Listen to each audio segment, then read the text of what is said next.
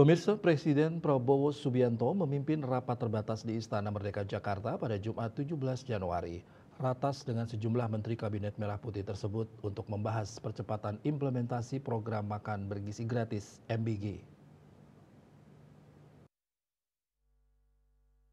Dalam keterangannya usai pertemuan, Kepala Badan Gizi Nasional BGN, Dadan Hindayana mengatakan bahwa program MBG menjadi langkah strategis dalam mendukung pembangunan sumber daya manusia SDM yang unggul menuju Indonesia Emas 2045.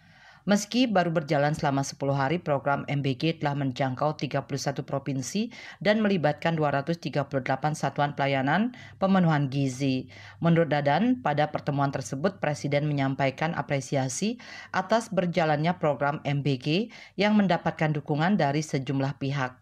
Di samping itu, Presiden Prabowo juga menekankan pentingnya sinergi lintas sektor untuk memastikan kelancaran program tersebut.